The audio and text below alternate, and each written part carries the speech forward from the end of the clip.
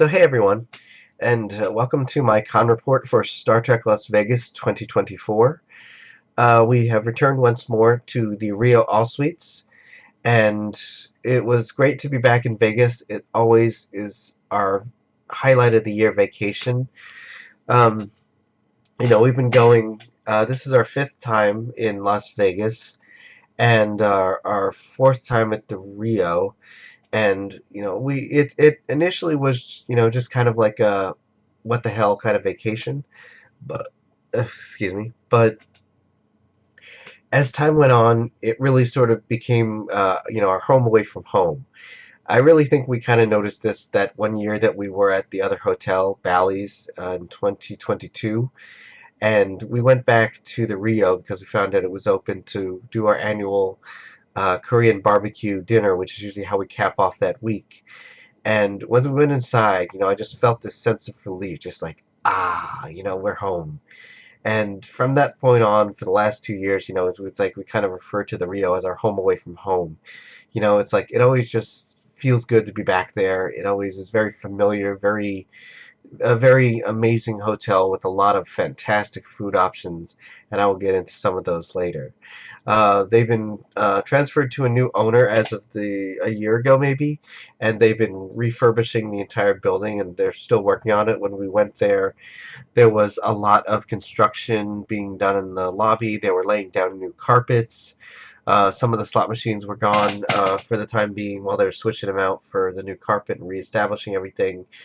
But I mean, it still had lots of slot machines and lots of places to eat.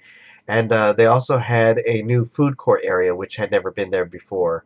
I think last year it was just a blocked off construction wall, which I didn't really even think anything of because I don't think I'd seen what was behind there before. Maybe it used to be a plain old restaurant, I don't know. But it was a food court, but let me tell you, while technically it fits the description of a food court, it's like there was an open area where you could sit at tables and eat food. There were lots of restaurants, but this place probably is like barely deserves the name food court because everything in there was just so top notch. There was a great fried chicken place. They had a place that gave Philly cheesesteaks. There was a place for burritos. There was a place that had the most fantastic chicken miso soup. Here's a picture of it right here, and it was so good. It's like once we read the ingredients, I knew I wanted to eat this at least once during our vacation. They had a burger place in the back, which I tried, which was fairly adequate. But I mean, it was such a great place to eat. We just went there a lot of the times during our vacation, and it was fantastic. It's highly, highly, really good food, and it was just spectacular. If you're ever at the Rio for any reason, I recommend checking it out. Uh, I had planned to originally go to the Chinese food restaurant that was across the way, but we just never really had an opportunity. We always had so many places to go for our meals. Uh, for this year's convention, they had 192 guests of various fandoms. They had some that were not strictly Star Trek guests, but were, I guess, tangentially related. They had the Galaxy Quest cast, at least most of them. Some of them they didn't have, like Tim Allen, for example, but they had uh, Tommy Weber, Daryl Chill Mitchell. They had a lot of the Thermians and the makeup person for Galaxy Quest.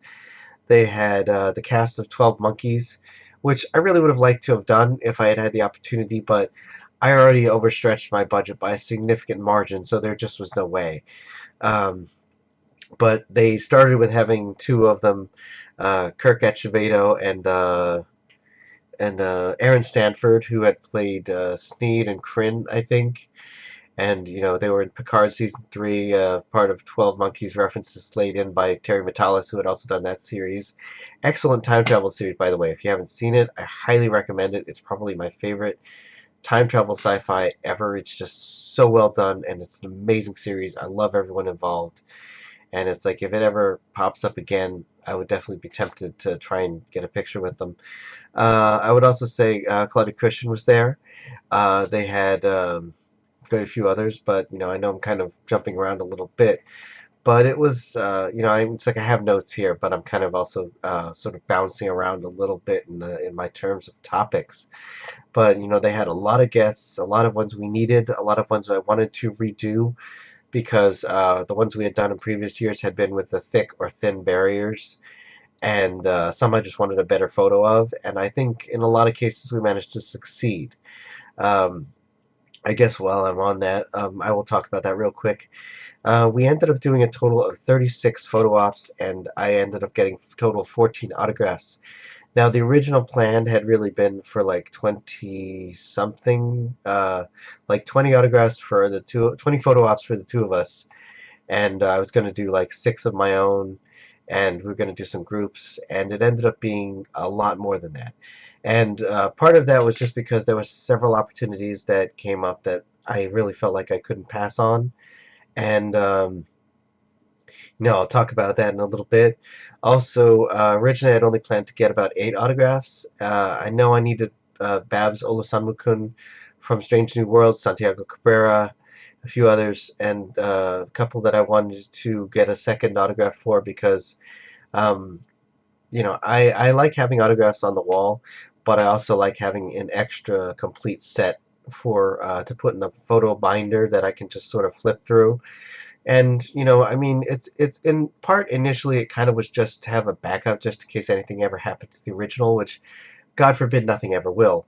But it also seemed like it was a practical idea just to have a second autograph, just on the off chance, because I mean it's so rare, so rare an opportunity to get to meet these people that I really want. I really want these autographs. That I really want the ones that I want, and also just in case something happens, and also just with the ability to transport it with me. Like if I want to show people, it's a lot easier to show them a binder of pictures than it is to bring them here, unless they just happen to be at our house, which is so. But suffice to say, there's multiple reasons why I chose to get more than one autograph of some actors, and if I'm there and I have the money, why not?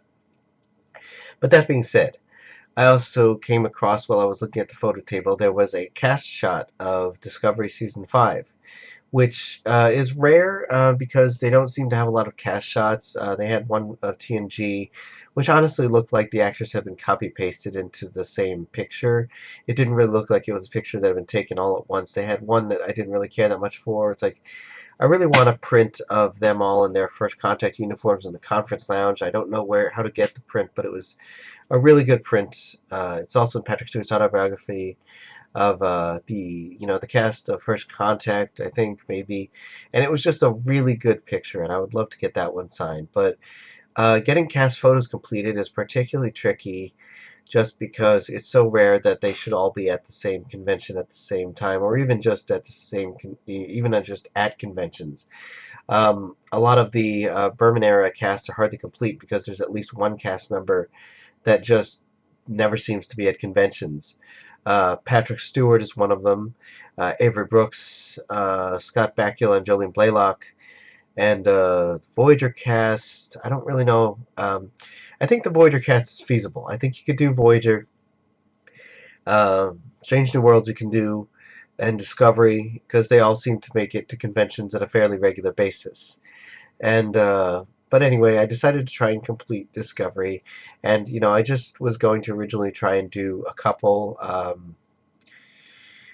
Uh, let's see, Doug Jones and David Ayala, but I ended up completing 6 of the 8 I needed. One of them was a guest that was supposed to be there but canceled, and Callum Keith Rennie did not come this year. Maybe he will next year. But I got 6 of the 8, which is pretty good. And let's see, a couple of highlights. That I want to talk about guest-wise is I met Rachel Antrell this year, who you may know as playing Commander Nan from Star Trek Discovery, and she had been on the second season, part of the third, and she guested in 4 and 5. I kind of hoped she would be sticking around for more of the series, but I really appreciate her character, and also she was one of the folks that, as part of my effort to complete at least a photo and autograph with the principal actors of every series, of every live action series anyway, which may change with Academy, I don't know, but we'll see. Anyway,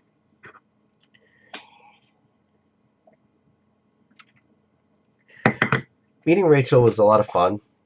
It was her first Star Trek convention. I think it may have been even been her first convention ever.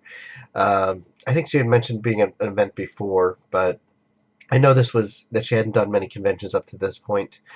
And with her, she was definitely not what I expected.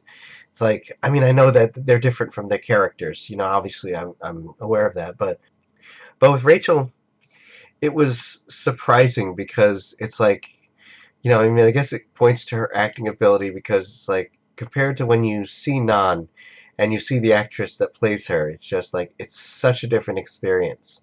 And, Rachel was very friendly, very chatty. She spent a lot of time with each respective fan.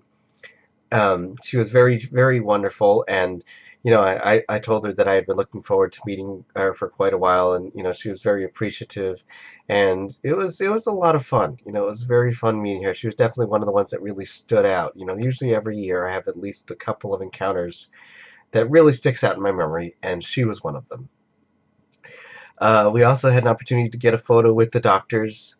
It was five of them. There was not all of them, obviously, because DeForest is no longer with us, and Alexander Stig was not there. Although I am hopeful that he will come back one of these years because he was there in 2018. But I'm hopeful he comes back for another convention. But we had Wilson Cruz, we had Babs Olusanmukun, we had Gates McFadden, Robert Picardo, and John Billingsley, and that was a really good photo. We also met Carol Kane because she did a Star Trek convention for the first time this year, I think.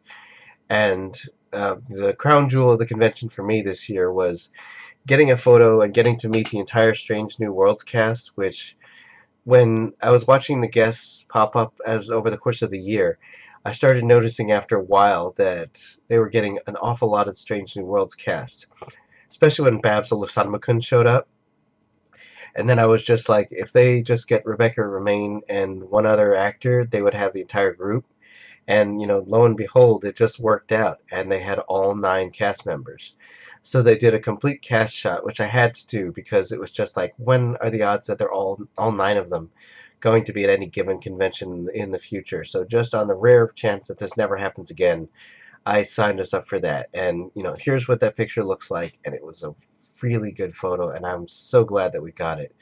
So it's definitely my favorite picture of the year, at least as far as group shots. Solos, I'd have to say Christina Chong because we did her last year. We got her picture last year, and she was just so bouncy and so energetic, and I just love her so much. So when the opportunity came up this year, it wasn't really part of the plan, but it was one of the things I did this year that was very spontaneous. So we got a picture with Christina Chong, and it's like I had to get one with her this year, and it was, scheduling wise, it was just like right in between some of the others, and I just went and did it, and it's one of my favorite solo pictures of this year, so I was definitely glad that we got it. um, the last thing I want to talk about real quick is our dinner at Nobu. As y'all know probably by now, we usually go to a really nice restaurant on the Thursday evening as our kickoff to the convention and also as our treat to ourselves. Every year we usually pick a different celebrity restaurant. This year's selection was Nobu, a high-end Japanese restaurant in Caesar's Palace. And here are some of the dishes that we ate. It is fantastic. I mean, they have what they call an omakase menu, which is a very expensive tasting menu, and it was a little bit too much for us. It was like, I think it starts at like $200 a person, and we were just like, yeah, let's not do that. But we ended up spending about $200 total for the two of us. We got 4 different dishes, which they say are served family style, and for each dish was really good. We had a meat dish, I think a salmon dish, and some sort of spring roll or summer roll or something, and tofu, fried tofu, which was surprisingly good. And for dessert, they asked us if we wanted to look at the dessert menu. I initially said yes, but Shrag just said, no, she knows what she wants. And it was just like, the truth was, yeah, I did. I was going to look at it anyway just for S&Gs, but it's like, he was right. It's like, I knew what I wanted. Because I had seen on the menu something called a vanilla miso tart. And it was so beautiful. It's like I had expected like a little round tart and like a, like kind of like you traditionally picture when you picture like a fruit tart. This was art on a plate. I mean, there's no other way to describe it. It had sugar tuile with gold flakes in it and so many ingredients. He described it to us, but it's like hearing someone describe the Mona Lisa. It was so fucking pretty. And I shot a little video of it, and it was just art on a plate, and it was just so tasty. It's like, I made sure to savor every bite and make it last. It was like a $20 dessert, but it was worth every penny. And it is probably the most amazing dessert I think I have ever eaten in my life. So, well worth it. So, I mean, overall, it's like, as always, Star Trek Las Vegas was a great time. Shrag can tell you I start planning for Star Trek Las Vegas in October. I do a lot of work getting this convention to be like as smooth as possible. And even though I did a lot of things this year that weren't part of the plan, like the Discovery Cast photo, getting Tim Russ's autograph, it's like it all worked out perfectly. And it could not have gone any smoother. And it was just a fantastic vacation. Uh, so I'm looking forward to MFM, looking forward to Battlestar, and then we'll see what happens next year. But in any case, this will probably be a little bit delayed just because I'm waiting for a couple of other graphics to put in here. But, it was a good convention, a really good time. And if anybody ever wants to go to Star Trek Las Vegas, hit me up. If I sometimes have an open slot in our room. Uh, but if you're interested in that sort of thing, usually it needs to be somebody, preferably that I know. And also, an early commitment is best. And also, I need to be pretty sure that you're going to commit to be there. But that being said,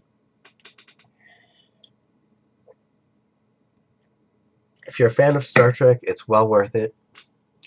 It's a lot of fun. Usually it kind of takes a convention or two before you really get the groove, but I mean, if you go with me, I do this convention on expert level, so I can tell you a lot of things to save you a lot of trouble. But that being said, I really enjoyed it. Star Trek Las Vegas 2024 was a great con, probably the greatest one so far, and next year will be even better. So see you at STLV 2025. If you like werewolves, check out my book Blue Moon, available in paperback and ebook on Amazon. Thanks for watching, and if you liked it, click the subscribe button and leave a comment below. You can also find me on Twitter and a few other places on the web, or support me via Patreon or Ko-fi. Zebra hugs!